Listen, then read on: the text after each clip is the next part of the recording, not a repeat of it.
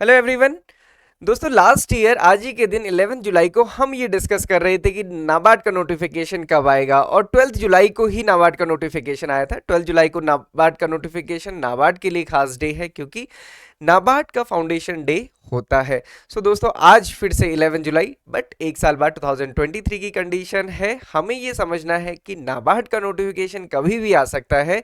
Regulatory bodies के notification के timelines या फिर हम कहें डेट पहले से फिक्स्ड या फिर पहले से अनाउंस्ड नहीं होती है। रेंडमली कभी भी नोटिफिकेशन आता है, कल भी आ सकता है, परसों भी आ सकता है या कभी भी आ सकता है, उसके पूरे पूरे चांसेस होते हैं। बट अगेन लास्ट ईयर की तरह आज भी इंपॉर्टेंट क्वेश्चन ये है, नाबार्ड का नोटिफिकेशन कभी भी आए क्या आप रेडी हैं? मान लीजिए आज नोटिफिकेशन आए तो क्या आप रेडी हैं 50 डेज में नाबार्ड का प्रीलिम्स क्लियर करने के लिए, देन उसके बाद mains and then final selection लेने के लिए? क्योंकि सिर्फ प्रीलिम्स करने से कोई बहुत ज़्यादा बड़ा फायदा नहीं होता है। सो दोस्तों जैसा हमने पहले भी ये कई बार डिस्कस किया हुआ है कि नाबार्ड का नोटिफिकेशन आप पूरे उसमें देखेंगे तो ऐसा कोई फिक्स नहीं है कि इसी डेट में आएगा, इसी मंथ में आएगा। Relatively based on the past trends हम ये देखते हैं कि किस मंथ में आने की प्रोबेबिलिटी ज़्यादा है। लास्ट 2 ईयर से आप देखेंगे तो जुलाई के मंथ में आया है। 2023 में भी उम्मीद है कि 2000 जुलाई में ही आएगा, क्योंकि आपने देखा था फरवरी में रिक्रूटमेंट कंप्लीट हो गई थी, ट्रेनिंग भी स्टार्ट हो गई थी जितने भी सिलेक्टेड स्टूडेंट्स थे, और जल्दी नोटिफिकेशन उम्मीद पहले भी थी और अभी भी है। सो आपको ये देखना है यहाँ पे नोटिफिकेशन जुलाई में आ सकता है, बहुत ज़्यादा चांसेस हैं, और उसके बाद भी मान लीजिए डिले भी होता है तो फिर भी आपको ये देखना है कि क्या आप रेडी हैं कि नहीं है। क्योंकि लास्ट ईयर भी एक क्वेश्चन था, मैंने नोटिफिकेशन के बाद भी देखा था, कई सारे स्टूडेंट्स का ही कहना था कि सर अब तो बहुत कम टाइम बचा हुआ है।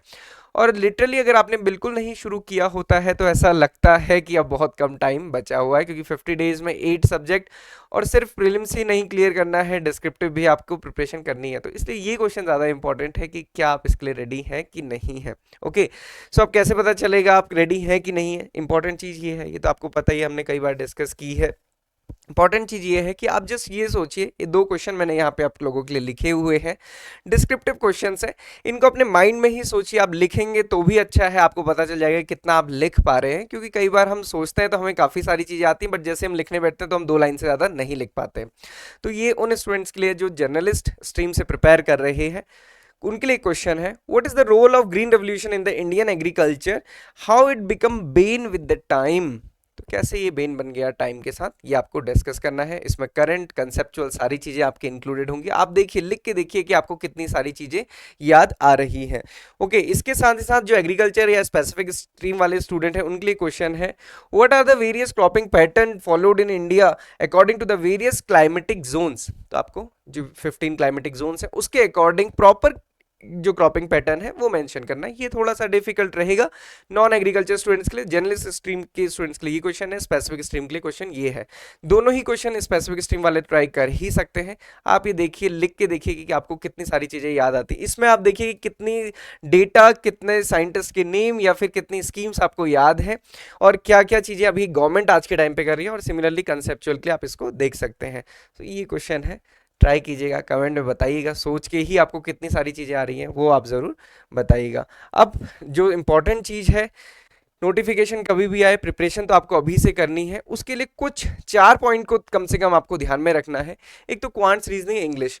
इसके लिए बहुत ज़्यादा पैनिक नहीं होना है, क्योंकि अगर आपका ये थोड़ा सा, हम कह सकते हैं कि अगर आपको लगता है कि यार मेरा क्वांट्स, रीजनिंग, इंग्लिश ठीक ठाक है, बहुत अच्छा नहीं है, कोई भी क्लरिकल एग्जामिनेशन या फिर पीओ वाला एग्जामिनेशन नहीं क्रैक होता है, कट ऑफ से हम रह जाते हैं, तो वो डेफिनेटली यहाँ पे हो जाएगा, उसमें कोई भी डाउट नहीं है, कट ऑफ क्लियर हो जाएगी। इंपॉर्टेंट क्या है? इंपॉर्टेंट है एआरडी और उसके साथ साथ ईएसआई। सो ये दोनों बहुत इंपॉर्टेंट है। इसका सिलेबस हमने पहले भी आपको दिखाया था लास्ट एक नोटिफिकेशन के अकॉर्डिंग, और अभी भी आपको दिखा देंगे, डाउनलोड करने के लिए आपको लिंक भी मिल जाएगा।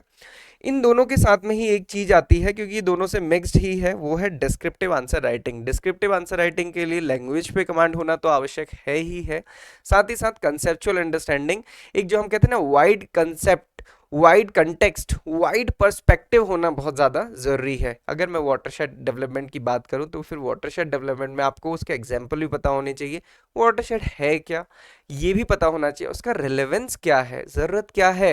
ज़रूरत क्या थी अन्ना हजारे को कि रिटायरमेंट के आने के बाद अपने गांव के लोगों के पीछे लग के उनको नशे से छुड़ा के पूरे गांव को डेवलप किया जाए, उसको समझने की ज़रूरत है। रूरल डेवलपमेंट है क्या, रूरल डेवलपमेंट होता कैसे है, वाटरशेड में उसका क्या रोल है, ये काफ़ी इंपॉर्टेंट इंपॉर्टेंट है। तो ये सारी चीजें आपको देखनी होती हैं। फोकस किसको करना है अभी अभी इस बार के लिए, आपको एआरडी को, साथ ही साथ ईएसआई को और डिस्क्रिप्टिव को।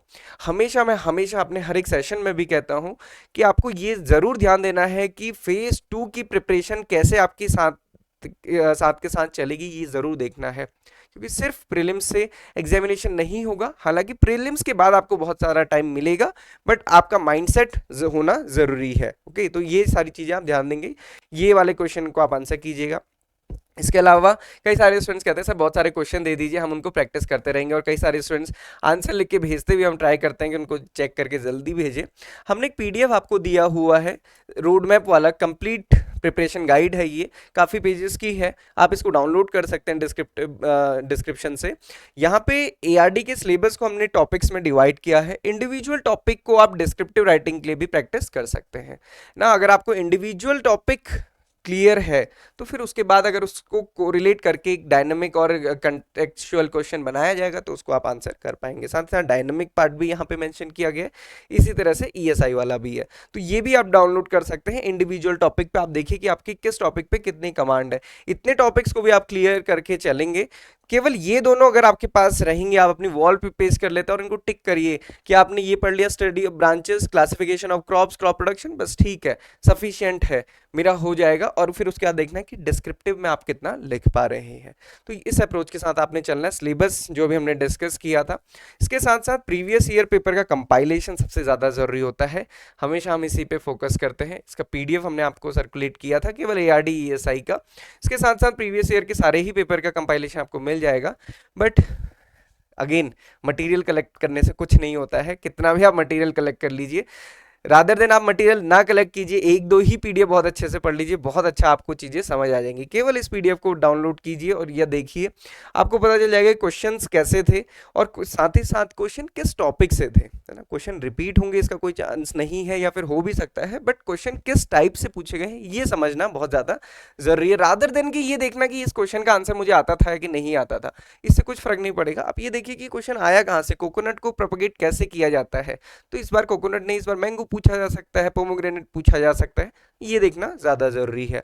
ओके, सो कैसे स्टार्ट करना है, प्रीवियस ईयर पेपर और सिलेबस, और उसके साथ साथ जो हमने प्रिपरेशन गाइड दिया है आप उसको डाउनलोड कीजिए। उसमें 8 के 8 सब्जेक्ट्स के लिए कंप्लीट जो टॉपिक्स हैं वो सारी चीजें मेंशन है, और उसके साथ साथ कैसे आपको टाइम को डिवाइड करके उसको कुछ ही दिन में कंप्लीट करना है, ये भी हमने दिया हुआ है। इसके अलावा हम अभी कुछ ही दिनों में एक सेमिनार लेकर आएंगे ऑनलाइन नाबार्ड की प्रिपरेशन से रिलेटेड, आप उसको भी ज्वाइन कर सकते हैं। इसके अलावा हमारा कोर्स आप उसको विजिट कर सकते हैं। अब आप कहेंगे सर आपका ही कोर्स क्यों, तो मैं हमेशा कहता हूँ आप किसी का भी कोर्स ले सकते हैं जहाँ से आपको कंसेप्ट बहुत अच्छे से समझ आए। कंसेप्ट ध्यान रखिएगा कि कंसेप्ट जहाँ से समझ आए, सारे ही सब्जेक्ट देखिएगा, सिर्फ एग्रीकल्चर नहीं या फिर सिर्फ क्वांट्स नहीं। Quants is English, decision making, computer awareness, ARD, ESI, GA, ये सारे ही सब्जेक्ट है, सारे ही फैकल्टीज होनी चाहिए। एक फैकल्टी सारे सब्जेक्ट नहीं पढ़ा सकती, आपको भी क्लियर है। उसके साथ साथ कंटेंट अच्छा होना चाहिए, हर एक जगह आपको डेमो दिख जाता है, यूट्यूब में सारी चीज़ें दिख जाती है, जहाँ से आपको अच्छा लगे वहाँ से आप इसको ज्वाइन कर सकते हैं। आई एग्जाम भी में क्यों ज्वाइन करें, आई एग्जाम भी एक ऐसा कॉम्प्रिहेंसिव प्लेटफॉर्म है जो आपकी प्रिपरेशन को 50% फास्टर बनाता है। यहाँ पे to the point short video, short and crisp notes के थ्रू हम करते हैं। ऐसा कोई नहीं है कि 100 पेजेस के नोट्स हैं, क्योंकि 100 पेजेस के नोट्स नहीं हो सकते हो तो फिर बुक्स ही होंगी, है ना। तो वो चीज़ आपको ध्यान रखनी है। और साथ ही साथ हम डिस्क्रिप्टिव आंसर राइटिंग पे फोकस करते हैं। डिस्क्रिप्टिव आंसर राइटिंग के लिए क्वेश्चंस दिए जाते हैं और उनको फैकल्टी के द्वारा चेक भी किया जाता है। तो एक कॉम्प्रिहेंसिव स्टडी होती है, डेमो आप देख सकते हैं वेबसाइट पे जाके। So this is all for today. I hope कि आप लोग प्रिपरेशन करना स्टार्ट करेंगे, और कोई भी डाउट क्वेरी क्वेश्चन आप पूछ सकते हैं, हमारे टेलीग्राम चैनल को ज्वाइन कर सकते हैं, और उसके रिलेटिव कोई भी डाउट क्वेरी आपके माइंड में आती है तो फिर आप पूछ सकते हैं। Thank you for watching this video and have a very great day ahead.